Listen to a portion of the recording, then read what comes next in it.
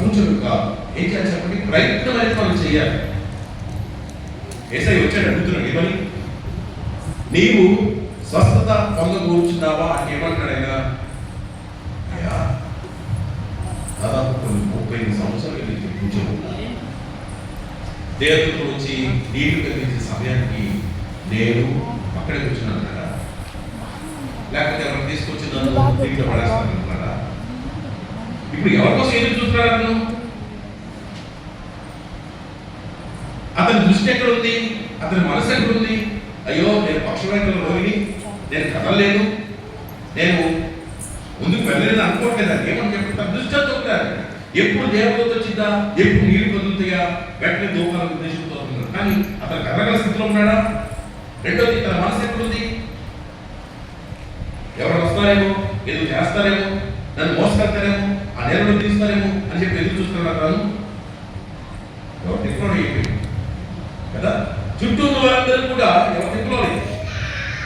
ఇక్కడ మనం ఆలోచించాల్సిన మాట ఏంటంటే, అద్భుతం అనేది జీవితంలో దేవుడు జరిగించాలని కోరుకున్నప్పుడు, కార్యాలను చూడాలనుకుంటున్నప్పుడు కేవలం అద్భుతం జరిగే స్థలానికి వచ్చి కూర్చోడం మాత్రమే కాదు. అర్థమైన దేవుని స్తోత్రం చేయండి. ఒకసారి నీకు కోరిక ఉంటే సరిపోదు, నీకు ఆశ ఉంటే సరిపోదు. ఆశ తీసుకోవడానికి నీవు అడుగులు పెట్టడానికి కోరుకోవాలి. దేవునికి స్తోత్రం కలుగుతాక ఏం చేయాలి? స్వస్థపరచబడాలని కోరుకున్న వ్యక్తి నేను ఏమంటానంటే, అక్కడ చాలా మంది ఉన్నారు కదా, ఉన్నారు లేదా? ఆ కోరిక చుట్టూ చాలా మంది ఉన్నారు లేదా? ఉన్నారు. కానీ యేసు ఒక్క వ్యక్తికి మాత్రం వెళ్ళి అతను మాత్రం ఎందుకు స్వస్థపరిచాడు? ఆలోచించండి. చాలా మంది రకరకాల సమస్యలతో ఆ కోరిక దగ్గర ఉన్నప్పుడు కేవలం ఒక వ్యక్తికి మాత్రం వెళ్ళి ఆయన అడుగుతున్నాడు, నీవు స్వస్థత పొందబోతున్నావా? ఆ వ్యక్తిని దగ్గరికి అతడు నా స్థితి బాగుంది, నా గతి బాగుంది, నా బతికి స్థితి అయిపోయింది కూర్చొని మాట్లాడుతున్నాను. కానీ ఎవరు వచ్చినా మీరు చేస్తారని ఎదుర్కొంటుంది. కానీ ఏం చేస్తా చెప్పండి? తన దృష్టితో ఉండాలి. ఎప్పుడు దేవుడికి ఎదుగుతారా? నీటి వైపు చూస్తున్నాడు. దేవునికి స్తోత్రం కలుగుతారు. రెండోది, అతడు ఏం చేస్తా చెప్పండి? అలానే కూర్చోని చదువుతానికి ప్రయత్నం చేస్తున్నాడు. నాకు వాస్తవం కావాలదా అన్నాడు. నేను లేచి బిడ్డతో వేరొచ్చి నీటిలో స్వస్థత పొందుతున్నాడు. అంటే అంతమంది కోనేటి చుట్టూ ఉన్న యేసుక్రీస్తు వారు ఆ వ్యక్తితో ఎందుకు ఏంటంటే, ఆ వ్యక్తి ప్రయత్నం చేస్తున్నారు. ఏం చేస్తున్నారు చెప్పండి? పరలోకం ఎవరి కోసం పరిచయం ఇష్టపడుతుంది? దేవుడు ఎవరి కోసం పరిచయం ఇష్టపడుతున్నాడంటే, అలా వచ్చి ఊరికి కూర్చొని వెళ్ళిపోవడం కోసం కాదు. అవును, దేవుడు ఆశల ప్రాణాన్ని తృప్తిపరిచే దేవుడు, ఆకలి ప్రాణాన్ని నింపే దేవుడు. కోరికలు నెరవేరుస్తాడు. కోరికలు సిద్ధం చేస్తాడు. ఒక మాట చెప్తాను. 20 కీర్తన చూడండి ఒకసారి. 20 కీర్తన కోరికలు చదువు ఒకసారి. 20 కీర్తన దావీదు గురించి రాసిన కీర్తనను జ్ఞాపకం చేసుకుంటాం. 20 కీర్తన 20 కీర్తన త్వరగా వచ్చి 20 కీర్తన 20 కీర్తన ఆపత్కాలమందు ఆయన యెహోవాను ఆపత్కాలమందు యెహోవానికి ఉత్తరమిచ్చునుగాక. యాకోబు దేవుని నామము నిన్ను ఉద్ధరించునుగాక. పరిశుద్ధ స్థలంలో నుండి ఆయన నీకు సహాయం చేయునుగాక. సియోనులో నుండి నిన్ను ఆదుకొనుగాక. ఆయన నీ నైవేద్యములన్నిటిని జ్ఞాపకం చేసుకొనుగాక. నీ దహన బలులను అంగీకరించునుగాక. నీ కోరికను సిద్ధింపచేసి నీ ఆలోచన యావత్తును చెప్పండి. నీ కోరికను సిద్ధింపచేసి నీ ఆలోచన యావత్తును సఫలం చేయుగాక. చుట్టూ ఉన్నటువంటి ప్రజలకు దాసులందరూ కూడా దావీదు గురించి ఈ పాట పాడుతున్నారు. ఎవరి గురించి? దావీదు గురించి పాడుతున్నారు. ఇప్పుడు దావీదు ఎక్కడికి వెళ్తున్నాడు అంటే యుద్ధానికి వెళ్తున్నాడు. దేవుడు ఏం చెప్పాడు? యుద్ధము నాదే, విపక్షం యుద్ధం చేయవాడు మరి ఇంట్లో కూర్చోవచ్చు కదా. దేవుడు చెప్పాడు మరి యుద్ధం రాలే, విపక్షం యుద్ధం చేయవాడు నేను నిలబడతాను విపక్షం కదా కదా, మరి ఇంట్లో కూర్చోవచ్చు కదా. కానీ మీరు చూడండి ఏమని ప్రార్థన చేస్తున్నారు, ఏమని ప్రార్థుతున్నారు? ఆపత్కాలమందు ఆయన నీకు ఉత్తరమించుగా, ఉత్తరమించుగా అంటే ఏమనంటే నీ కోరిక సిద్ధింప చేసి నీ ఆలోచన యావత్తు సఫలపరచుగా. ఇప్పుడు తన కోరిక ఏంటి?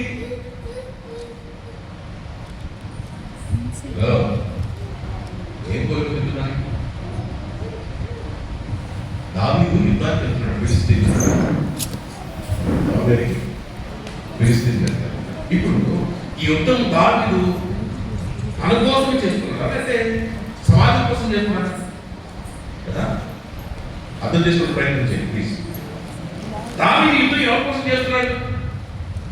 తన కోసం మాత్రం కాదు, ఇది దేశం కోసం చేస్తున్నటువంటి యుద్ధం, సమాజ శ్రేయస్సు కోసం. మరి ప్రత్యేకంగా ఎవరి శ్రేయస్సు కోసం ఇది?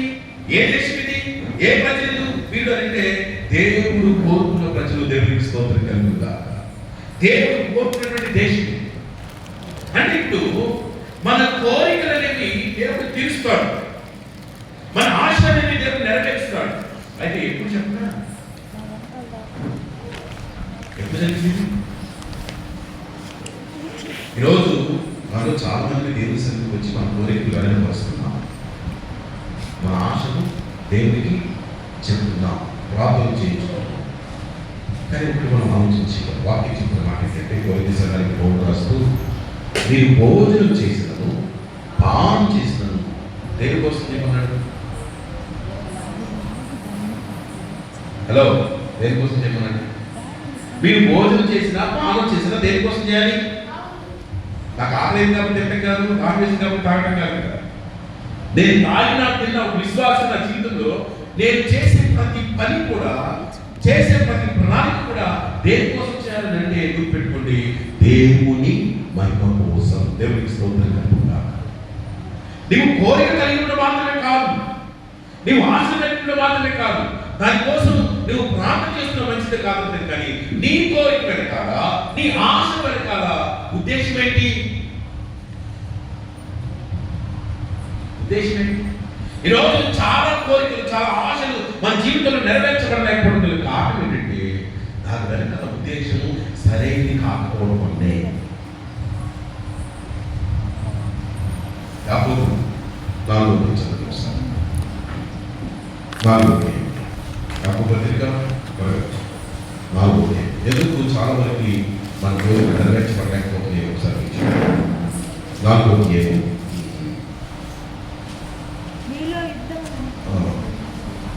చూడమంటాడు. 3వ వచనం మీరు అడిగినను మీ భోగముల నిమిత్తము వినియోగించుటకై దురుద్దేశముతో అడుగులు కనుక మీకేమీ దొరకట్లేదు. అక్కడ మనం చదువుతున్నప్పుడు 2 విషయాలు మనం ఆలోచించాం. కొంతమంది ప్రార్థన చేయలేదు కాబట్టి వాళ్ళకి ఏమీ దొరకట్లేదు. రెండోది కొంతమంది ప్రార్థన చేస్తున్నా, దేవుడి సన్నిధికి వచ్చి మొరపెడుతున్నా, ఆ కోరికలు కూడా ఏం చేయబడ్డానంట? ఇప్పుడు ప్రార్థన చేయడం మనకి తేడా ఉందా? కొంతమంది ప్రార్థన చేయట్లేదు, వాళ్ళు దొరకట్లేదు. రెండోది కొంతమంది ప్రార్థన చేస్తున్నారు, మొరపెడుతున్నారు, విజ్ఞాపన చేస్తున్నారు, అయినా సరే వాళ్ళకి ఏమీ దొరకదు. కారణం ఏంటి? ఇక్కడ ఈ కారణాలు ఏంటంటే స్వార్థపూరితమైన దురుద్దేశ కారణాలు రాయబడింది. మీరు అడిగినను మీ భోగము నిమిత్తమై అడుగుచున్నారు కనుక మీకేమియో. దయచేసి గమనించండి, ఈ ఉదయకాల సమయంలో దేవుడు మనతో మాట్లాడుతున్నారు. దాన్ని జ్ఞాపకం చేస్తున్నారు. ఒక రక్షించబడిన విశ్వాసగా మన ఆశలు, మన కోరికలు, మనం తీసుకునే నిర్ణయాలు మన ఒక్కరి కోసం మాత్రం కాదు. మనం తీసుకునే ప్రతి నిర్ణయం, మన ఆశ, మన కోరిక అది దేవునికి మహిమ వచ్చే విధంగా ఉన్నప్పుడు దేవుడు ఖచ్చితంగా ఈ కోరికలు నెరవేరుస్తారు. దేవునికి స్తోత్రం. యోహాను సువార్త 14 యోహాను రాసిన సువార్త పద్నాలుగు ప్రార్థిస్తున్నప్పుడు, కోరికలు వెల్లడిపరుస్తున్నప్పుడు మనం ఏ విధంగా వెల్లడిపరిస్తే దాన్ని దేవుడు నెరవేర్చడానికి సిద్ధంగా ఉండడానికి చెప్తుంది. యోహాను సువార్త 14:13-14 చెప్తుంది. 13-14 మీరు నా నామమున దేనిని అడుగుదురో తండ్రి కుమారుని మహిమపరచబడుటకై దేవునికి స్తోత్రం కలుగును గాక. అర్థమవుతుంది మాట. మీరు నా నామమున దేనిని అడుగుదురో మరి మాకేమన్నాడు? తండ్రి కుమారుని యందు మహిమపరచబడుటకై దానిని చేతులు. దేవునికి స్తోత్రం. దేవుడు ఎప్పుడు చేస్తాడు? ఎప్పుడు చేస్తాడు? మహిమపరచబడే కోరిక, దేవునికి తండ్రికి మహిమ తెచ్చే కోరిక, ఘనత తెచ్చే కోరిక. విచ్చుడికి రాయడం తర్వాత నా నామమున మీరు నన్ను ఏం అడిగినారు నేను చేయను. ఎప్పుడు జరుగుతుంది ఇవన్నీ కూడా చెప్పండి. అందుకని దేవుడి బిడ్డలుగా మాకు కోరిక కలిగి కాదు, ఆశ కలిగి కాదు, వాటి గురించి ప్రార్థన చేయడం మాత్రమే కాదు, కానీ మనం తీసుకునే ప్రతి నిర్ణయం వెనకాల ఎవరి మహిమ రావాలి మనం కోరుకోవాలి? ఎవరి మహిమ రావాలి? ఎవరి దగ్గర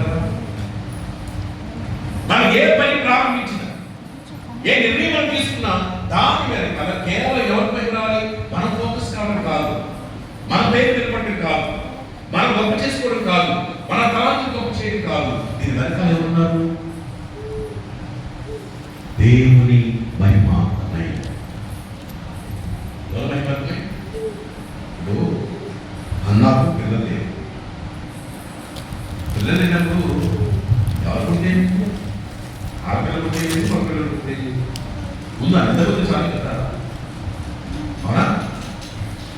అంటే ఆ నిలబడి చాలు, పిల్లలు లేని నిలబడి చాలు కదా. ఎవరు ఏమైనా అడగట్లేదు. ఏమంటుంది చెప్పండి. మీరు చూడండి, ఆమె ప్రార్థించిన దాన్ని మీరు చూడండి. నాకు నిండపోతే చాలు, ఈ అవమానం వదిలిపోతే చాలు, ఈ బాధ పోతే చాలు చెప్పండి. ప్రార్థన చేయగలరు. ఆమె ఖచ్చితంగా ప్రార్థన చేస్తుంది. మీరు చూడండి, అక్కడ చేసిన ప్రార్థన, నీవు నాకు ఖచ్చితంగా ఎవరిని మరి స్వాతంత్రం కాదు, దేవుని మహిమాత్మై వేడుకొచ్చు చేసిన ప్రార్థన. మీరు చూడండి, మనకి ఈ అలవాటు రావాలి. చేసే ప్రతి ప్రార్థన కదా, కోరిక ప్రతి కోరిక కదా, ప్రతి ఆశ కదా, ప్రతి నిర్ణయం కదా, మనం ఎవరిని మహిమపరచాలని కోరుకోవచ్చు చెప్పండి. చెప్పండి. ఈరోజు చాలా మంది క్రైస్తవులు మనము అభ్యాసంలో రావాలి. ఈ బాధ పొందించాలి, ఈ కష్టం పొందించాలి, ఈ శ్రమ పొందించాలి, ఈ నిద్ర పొందించాలి, ఈ పరిస్థితి నుంచి బయటపడితే చాలు అనుకుంటున్నామే తప్ప, ప్రభా ఇది నాకు దయచేస్తే, ఇది నాకు ఇస్తే, ఇది నెరవేర్చబడితే దానికోసం, దాని తర్వాత నేను దేనికోసం వాడతాను? దాన్ని ఎవరి కోసం జీవిస్తాను? నేను ఎవరి కోసం బ్రతుకుతాను? ఎవరి కోసం వాడతానంటే, ప్రభా నీ మహిమాత్మై నేను వాడతాను, అది నీ మహిమాత్మై నేను దాన్ని జీవిస్తానని చెప్పి ఆలోచన మనకు రావట్లేదు. అందుకే చాలా వరకు మన జీవితం నెరవేర్చబడడానికి కారణం ఏంటంటే దురుద్దేశపు ఆలోచన. ఎవరెవరు వస్తే చాలు, ఏదో దొరికితే చాలు కోరుకుంటుంది కదా. ఖచ్చితంగా కోరుకుంటుంది ఏంటంటే నాకు మగబిడ్డనే కావాలి. ఎందుకంటే మగబిడ్డనే ఖచ్చితంగా నీ కోసం అలాగే బిడ్డలేదానికి బిడ్డలు కలగేదానికి అన్నారు. బిడ్డలు తర్వాత మళ్ళా బిడ్డలు పుట్టారు, కుమార్తెలు దేవుడు ఇచ్చారు. కానీ తన కోరిక ఏ విధంగా కోరుకుని చెప్పండి. ఈరోజు దేవుని సన్నిధిలో ఉన్న నీవు ఏ రీతి మహిమపరచాలని, ఏ రీతి ఆరాధించాలంటే కేవలం నీ నాలుగు వచ్చి కాదు, నీవు తీసుకునే ప్రతి నిర్ణయం ద్వారా, నీ జీవితంలో ప్రతి అడుగు ద్వారా, నువ్వు చేసే ప్రతి పని ద్వారా చెప్పండి దేవుని మహిమపరచాలి. దేవునికి స్తోత్రం కలుగుతుంది. కేవలం ఆరాధన నాలుగు కాదు, దైనందిన జీవితాల్లో చేసే ప్రతి అడుగు. నేను అనుకున్నాను, మీరు భోజనం చేశాను, పానం చేశాను, దేవుని కొన్నిసార్లు మనం కోరికలు కోరుకుంటాం, కొన్నిసార్లు మనం నిర్ణయాలు చేసుకుంటాం, కొన్నిసార్లు మనం వడబడి చేస్తాం. దేవుడు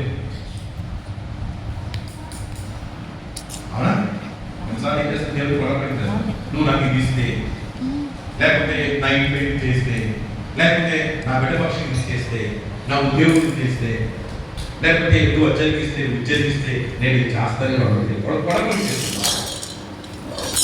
కానీ అది జరిగిన తర్వాత మనం దాన్ని నెరవేర్చింది ఎంతో సాక్షి కలిగి కోరిక నెరవేర్చబడాలని, కోరిక తీర్చబడాలని ఆశతో ప్రార్థించిన నీవు అది నీ జీవితంలో జరిగిన తర్వాత, వేరే పొందిన తర్వాత తీర్చే విషయంలో నువ్వు ఎంత ఆశ కలిగి చేస్తున్నావు దాన్ని. మా అర్థమవుతుంది కదా? హలో, వడంబడిక చేసుకుంటున్నాం మనం. ఆ వడంబడికను తీర్చడానికి మనము కోరుకుంటున్నామా? అది నెరవేర్చడానికి మనము ఆశ కలిగిస్తున్నామా? జరిగిన తర్వాత, నెరవేర్చబడిన తర్వాత ఖచ్చితంగా ఇది దేవుని వల్ల జరిగింది, దేవుడు దీని వెనకాల ఉన్నాడు, దేవుని కృప వలన, దేవుని దయ వలన, దేవుని హస్తబలం వలన నేను ఈ స్థితిలో ఉండడానికి, ఇప్పటి వరకు ఉండడానికి, ఈ స్థితికి రావడం గల కారణం నా జ్ఞానము, నా శక్తి, నా తలవతేటలు, నా బలమని కాకుండా దీని వెనుకల చూడడానికి ఒక గొప్ప సాక్ష్యాన్ని మనం చెప్పగలుగుతున్నామా? ఇలా ఆలోచించేది సార్. మన జీవితం ఒకటే కారణం, మహిమపరచడం. ఎవరు మహిమపరచడం? నా పేరు వెలుపడటం కాదు, నీ పేరు వెలుపడటం కాదు. రక్షించబడిన మనందరూ కూడా ఎవరి పేరు వెలుపడేదని చెప్పండి? దేవుని పేరు, యేసయ్య పేరు వెలుపడేదని మనము చేయాలి. గొలియాతు ఎదురొస్తున్నాడు.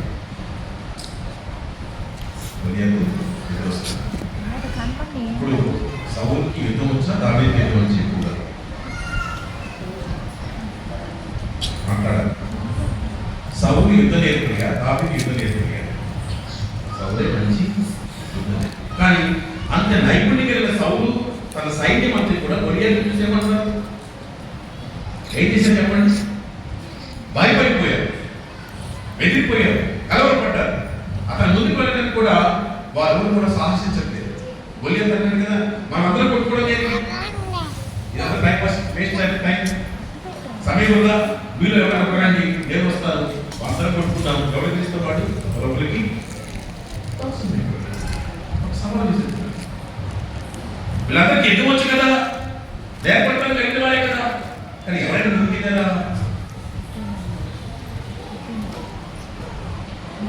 దావీదు ఎవరు కావాలనుకుంటాడు? ఎలా వస్తున్నాడు? నాకేదో తెలియదు, నాకేదో నేను చాలా శక్తివంతుని కాలేదు. సైన్యములకు అధిపతి యెహోవా పేరిట దేవునికి స్తోత్రం. అంటే ఈ పోరాటంలో తను ఎవరిని హైలైట్ చేస్తున్నాడు? ఎవరి పేరు పలుకుతున్నాడు? ఇదిగో నా పేరు నేను వస్తున్నా, నా బలంతో నేను వస్తున్నా, నా జ్ఞానంతో నేను వస్తున్నా చెప్పట్లేదు. అప్పటి వరకు సౌలు కానీ అక్కడ సైనిక్ కానీ వారిని సాధిద్దామనుకుని, వారిని చేయగలమనుకుని, వారిని యుద్ధం చేస్తామనే బలంతో తమ మీద తమ ఆధారపడుతూ ఆలోచించారు. కానీ దావీదు మాత్రం ఏమని చెప్తున్నానంటే, సైన్యములకు అధిపతులకు అగు యెహోవా పేరిట నేనేంటి. ఇప్పుడు ఆ గొప్ప వ్యక్తి ముందు, ఆ బలమైన వ్యక్తి ముందు ఎవరి పేరు ఉపయోగిస్తున్నాడు ఆయన? నేను కాదు, నా దేవుని పేరిట. దేవుని స్తోత్రం కలుగుగా. గొప్ప విజయాలు మనం చూడాలనుకున్నప్పుడు, గొప్ప కోరిక కలిపేసేటప్పుడు, ఆ గొప్ప కోరిక వెంట దేవునికి మహిమ రావాలని, దేవుని కనిపించాలని ఆలోచనలు మనము నిర్ణయాలు చేస్తాం. మన కోరిక వెనకాల, మన నిర్ణయాలు వెనకాల, మనం తీసుకున్నటువంటి లేకపోతే అడుగులు వెనకాల, వేసే అడుగులు వెనకాల ఖచ్చితంగా ఎవరు మహిమ పొందాలని ఆలోచించాలి. మన ఉద్దేశం ఏంటి? అందుకంటే మత్తయి సువార్త 5వ అధ్యాయం 16 వచనం చదువు ఒకసారి. మత్తయి రాసిన సువార్త 5వ అధ్యాయం 16 వచనం. మనుషులు మీ సత్క్రియలను చూచి ఎవరు మహిమపరచాలని చెప్పండి. ఇప్పుడు మనుషులు మీ సత్క్రియలను చూచి పరలోకమందు మీ తండ్రిని మహిమపరచునట్లు వారి ఎదుట మీ వెలుగును ప్రకాశింపని. అర్థమవుతుంది మాట. చూసి, నువ్వు తీసుకున్న నిర్ణయాలు చూసి, నీ యొక్క ఆలోచన విధానం చూసి ప్రజలు ఎవరు మహిమపరచారంట? మా జీవితాలు చూసి పరలోకమందున్న తండ్రిని మహిమపరచినట్లు. ఎవరు మహిమపరచినట్లు?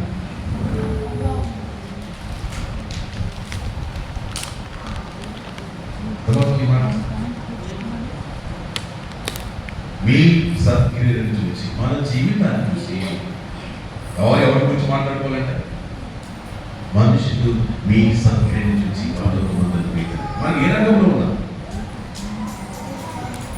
మనం ఎక్కడున్నా సరే మన జీవితాలు చూసిన వారు తండ్రిని మహిమపరిచే విధంగా ఉండాలి.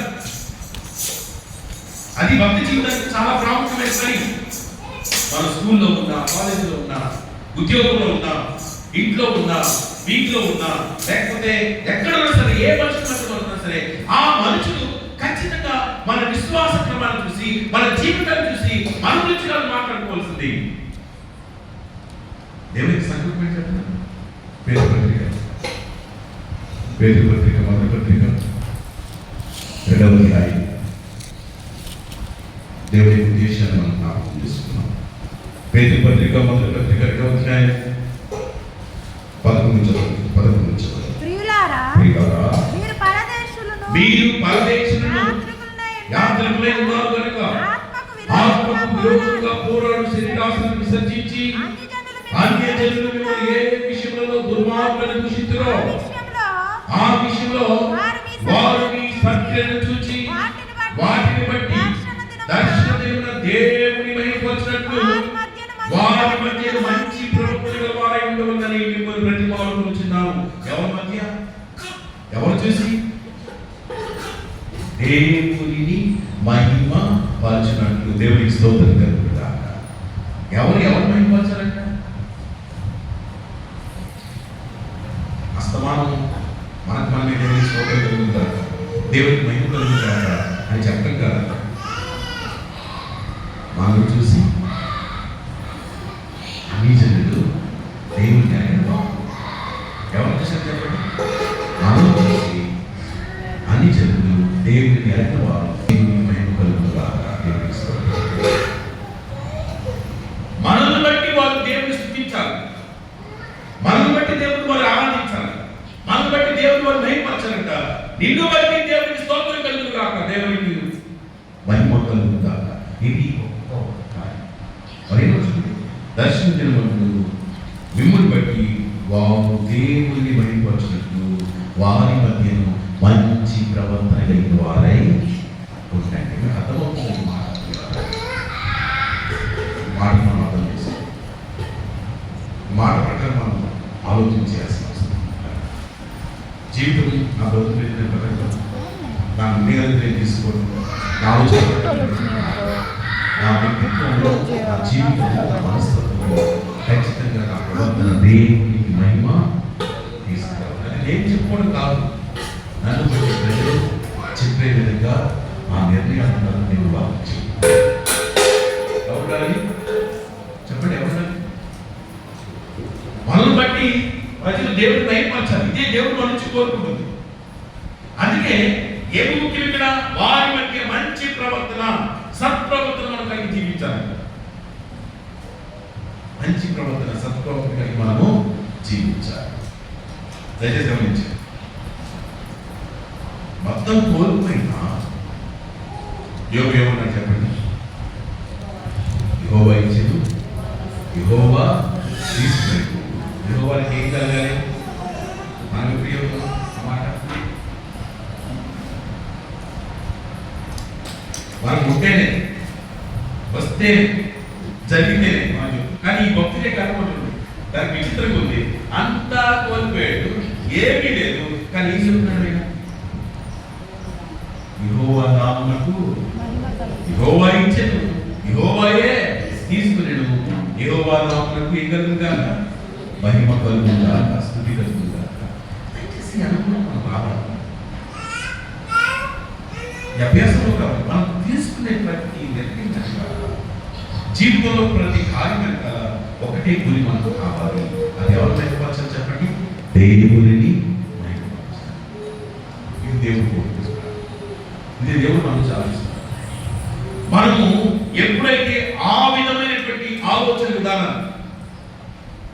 ఉద్దేశాన్ని, క్రియా జీవితాన్ని కలిగి ఉంటామో మన జీవితాల పట్ల దేవుడు ఉన్నటువంటి అత్యున్నతమైన ఆశీర్వాదాన్ని కలిగి మనం ఈ భూమి మీద అనుభవిస్తాం. నేను అందుకు చెప్తున్నాను, ఇన్ని సంవత్సరాల భక్తి జీవితంలో, ఇన్ని సంవత్సరాల విశ్వాస జీవితంలో ఏమి ఒరిగింది మనకి? ఏం ఒరిగింది? ఒకసారి చెప్పాలి, ఏం లేదు సీరియస్గా చెప్తున్నాను. ఇరవై 7వ అధ్యాయం ముగిస్తాను. 7వ అధ్యాయం 633 7వ అధ్యాయం మొదటి చదువు.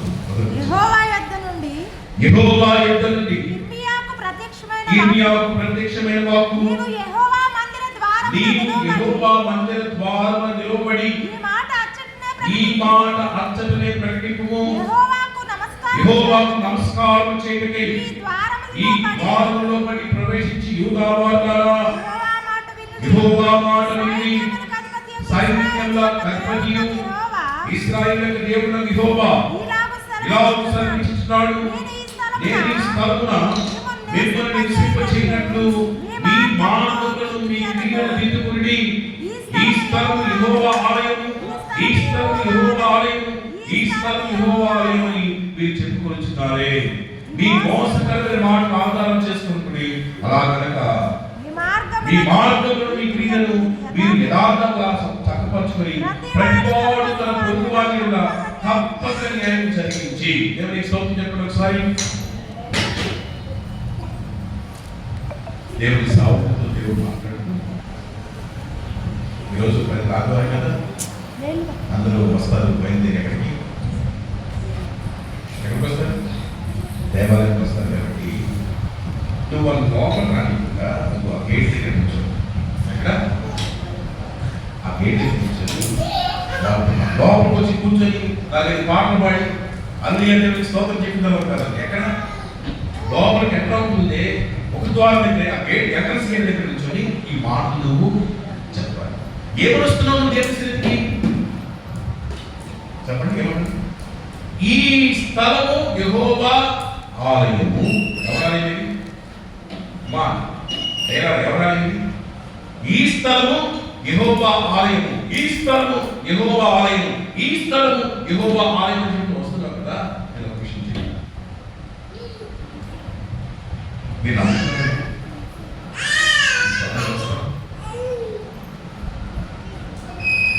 హలో, ఈ స్థలం ఎవరు మాట్లాడే? ఈ స్థలం ఎవరు స్థలము? దావీదు చేత దావీదు దేవుడి మందిరాన్ని కట్టడం, కానీ దేవుడు సొలొమోను చిత్తాన్ని కట్టించాడు. ఇప్పుడు సొలొమోను కట్టించాడు కాబట్టి అది సొలొమోను స్థలమా? సొలొమోను ఆలయం అది కాదు. కానీ ఎవరితో చెప్పండి? దేవుడు అంటే అది నా స్థలం, అది నా ఆలయం.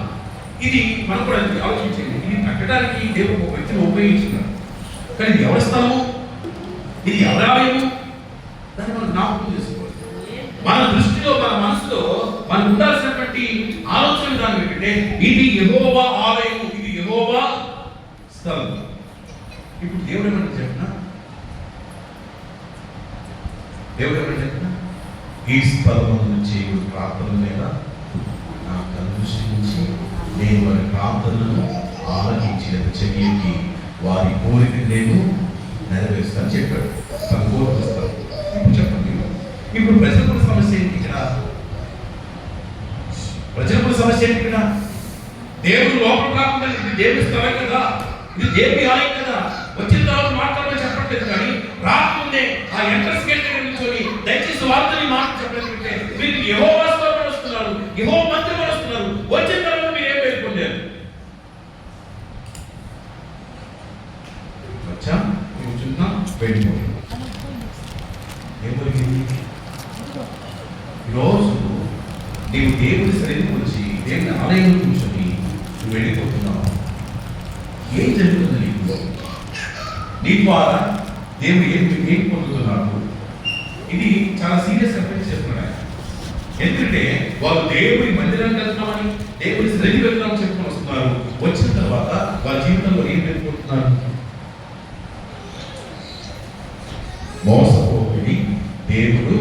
వ్యక్తరించబడాలి. మోసకరమైన మాటలు సీరియస్ చెప్పాడు. ఇవి మోసకరమైన మాటలు. నిజంగానే దేవుని సన్నిధికి వస్తే, దేవుని ఆలయానికి వచ్చాము అనుకుంటే దయచేసి ఖచ్చితంగా దేవుని సన్నిధిని అనుభవిస్తావు. దేవుని సన్నిధికి వచ్చి కూర్చున్న తర్వాత దాని ప్రభావాన్ని ఖచ్చితంగా చూస్తావు. ఆలోచించండి ఒకసారి, ఖచ్చితంగా చూస్తావు. కానీ ఏం జరుగుతుంది? ఈ ప్రజలంట వస్తున్నారు వెళుతున్నారు తప్ప వారి ఎటువంటి ప్రభావాన్ని వారు చూడలేకపోతున్నారు. కారణం ఏంటి? వారి నోరు ఇది దేవుని స్థానం చెప్పుకుంటుంది, కానీ వారి జీవితాల్లో దేవుని శక్తిలో అనుభవిస్తున్న దాఖలాలు కనిపిస్తుంది. ఈరోజు మన జీవితాన్ని మనం ప్రశ్నించుకోవాలి. లోపలికి వచ్చిన తర్వాత కాదు, రాకుండే హెచ్చరిక చేయమంటాడు. ఎంతకాలం వచ్చి కూర్చొని ఊరికి వెళ్ళిపోతుంటావు. ఇది సీరియస్ గా చెప్తున్నమాట. ఇది ఎవరి అవమానం అనుకున్నాము? ఎవరి నామానికి అవమానం అనుకున్నాము? ఇదిగో ఎక్కడికి వెళ్తున్నావు అంటే, నేను దేవాలయానికి వెళ్తున్నాను. ఎందుకు వెళ్తున్నావు అంటే, యేసుని ఆరాధించడానికి వెళ్తున్నాను, యేసుని పూజించడానికి వెళ్తున్నాను, యేసుని సన్నిధిలో గడపడానికి వెళ్తున్నావు. నువ్వు ఎవరి పేరు పిలిచి వచ్చావు ఇక్కడికి? ఎవరి పేరుని ఆరాధన చేయడానికి వచ్చావు ఇక్కడికి? మరి వచ్చిన తర్వాత ఏం జరుగుతుంది నీ జీవితంలో? అది చెప్తున్నాడు. ఏం ఒరిగింది నీకు? ఏం జరుగుతుంది నీ ద్వారా? ఏమి ఒరిగింది? ఏమి జరుగుతుంది? ఇప్పుడు ఎవరి పేరునైతే మనం ఉపయోగించాలి, ఏంటంటే మీరు నా నామున ఏమి అడిగినను తండ్రి కుమారుడు మహిమపరచబట్టు దానిని చేస్తారు. మీరు నా నామం ఏమి అడిగిన నేను చేతులు చెప్పాడు కదా. మరి ఎన్ని సంవత్సరాలు మనం ఇస్తున్నానికి వస్తున్నాం? ఎన్ని సంవత్సరాలు మన కోరికలు వస్తున్నాం? ఎన్ని సంవత్సరాలుగా మన ఉద్దేశం తెలియజేస్తున్నాం? అది ఏం జరుగుతుంది? అందుకనే మనం ఆలోచించాలి. దేవుని సన్నిధికి రాకుండే, దేవుని సన్నిధికి రాకుండే మనం చేసే ప్రతి దాన్ని దేవుడు అంగీకరించినట్లుగా మనం సిద్ధపరచుకుని దేవుని సన్నిధికి రావాలి. అన్నట్టుగా ప్రసిద్ధమైన ఏమైనా చెప్పండి. నీవు మందిరంలో ఉన్నప్పుడు ఏం చెప్పండి? ఒక మంచి వస్త్రాన్ని వేసుకుని రమ్మనట. ఏం సరి చేసుకుని సరిదిద్దుకుందామన్నమాట.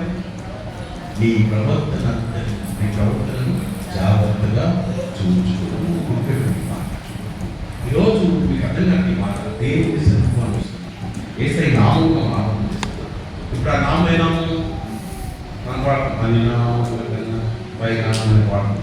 దేవుడి గురించి పాడేటప్పుడు శక్తివంతుడు, సర్వాధికారి దేవుడి గురించి మనం మాట్లాడతాం. కానీ జీవితాన్ని మనం ఏం సాధిస్తున్నామంటే కూడా ఆలోచించాలి. మన జీవితంలో ఆలోచన చేసుకోవాలి. వాటిని మనం పరిశీలించుకోవాలి, దర్శించుకోవాలి. వాక్యం చెప్పి మాత్రం దేవుడి సన్నిధికి వచ్చిన తర్వాత, దేవుడితో మాట్లాడుతున్న తర్వాత దానికి లోపడుతున్నాం లేదా? దాన్ని నువ్వు విశ్వసిస్తున్నావు లేదా? దాని ప్రకారం జీవించడానికి నువ్వు ఆశ కలిగి ఉన్నావు లేదా? చాలాసార్లు మనం దేవుడు మనతో మాట్లాడుతున్న మాట విషయమై ఏం చేస్తారో చెప్పండి. ఇప్పుడు కాదు, రేపు కాదు, లేదంటే తర్వాత చూద్దాం అనుకుంటున్నాను. పోయింది అమలు కావాలి, బాగా ఇబ్బంది పడుతుంది. ఆమె మేమనుకున్నాం అది గ్యాస్ ప్రాబ్లం అవుతుంది. ఇంజక్షన్ చేయించమని ఉదయం తీసుకొచ్చారు, పరిపాలన తీసుకొచ్చారు. ఆయన దాదాపు బాబు గారికి 3 రాష్ట్రాలకు ఇంజక్షన్ చేశారు. ఇంటికి తీసుకెళ్ళి సాయంత్రం పక్కపోయినకి ఇంకా 95 నిమిషాలు 8 తీసుకెళ్ళిన తర్వాత వాళ్ళ వెంటనే ఐస్ తీశారు. తర్వాత చూసారు, అన్నీ చూసిన తర్వాత ఇప్పుడు వెంటనే 5,000 రూపాయలు ఇంజక్షన్ చేయాలి. మందులు వాడాలి, లేకపోతే ఉపయోగము ఉండదు అన్నారు. ఇప్పుడు రేపా 2 రోజుల తర్వాత ఇప్పుడు 5,000 ఇంజక్షన్ చేయాలి, మందులు వాడాలి అన్నారు. ఇప్పుడు మీరు ఏం చేసుకోలేదండి? డబ్బులు లేవండి, రేపు వస్తాను చెప్పండి. రేపు వస్తానని చెప్పి ఇంటికి వస్తారు, డబ్బులు లేదు. రేపు వస్తానని చెప్పి ఇంటికి వస్తాను. 2 రోజుల తర్వాత అనుకుంటే పరిస్థితి చెప్పండి. వస్తారు మీరు ఆలోచించండి. ఒక డాక్టర్ గారు చెప్పిన మాట వెంటనే ఏం చేసి చెప్పండి, ఏదైతే అర్జెంటుగా మీరు ఇంజక్షన్ చేసినట్టే 5 రోజులు ఇంజక్షన్ చేశారు. ఆ రాత్రి కాదు దాదాపు 12,000 నుంచి 15,000 వస్తుంది. ఒక రాత్రికి టెస్ట్ కానీ మందులు కానీ ఇంజక్షన్ కానీ మొత్తం 15,000. నేను ఏమంటానంటే ఒకవేళ ఆ దినాన్ని నేను వెంటనే లోపడకపోతే, వెంటనే వాళ్ళు చెప్పిన మాట నేను ఇదే చూపించిన పరిస్థితి చెప్పండి ఒకసారి. ఏమైంది? మనిషి సీరియస్ కండిషన్కి వెళ్ళింది. బాగా ఆ రోజు మందులు వాడారు, అంత రామం వచ్చేసింది. రేపు శనివారం మీకు స్టార్ట్ వేస్తారు చెప్పారు. నేను అర్థం సరిగ్గా కానీ శుక్రవారం రాత్రి చెల్లి మాట్లాడారు. డాక్టర్ వచ్చేటంత బాగున్నాను, ఇన్ఫెక్షన్ అయిపోయింది, ఖచ్చితంగా రేపు స్టార్ట్ వేస్తాను. 12 ఫోన్ ఇచ్చింది, హాస్పిటల్ ఫోన్ చేశారు. అమ్మ బాగా ఆయాసపడుతుంది, గుండె 150 రోజులు ఉంటుంది, బాగా ఇబ్బంది పడుతుంది.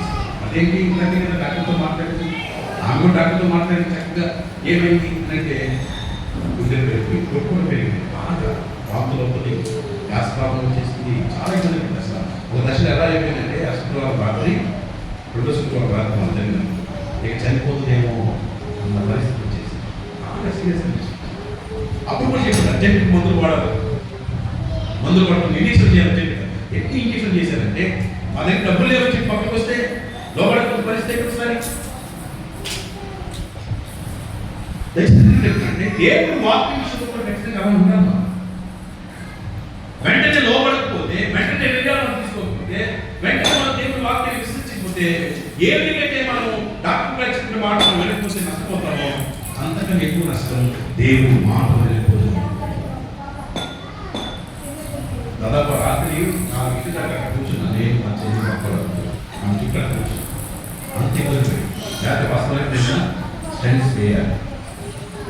ఎందుకు పోసుకునేదంటే మళ్ళా ఉంటే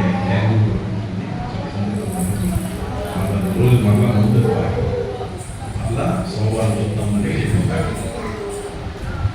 కొన్ని నిర్ణయాలకి మనం వెంటనే స్పందించకపోతే నష్టం ఉందా లేదా, అలాగే దేవుడి మాట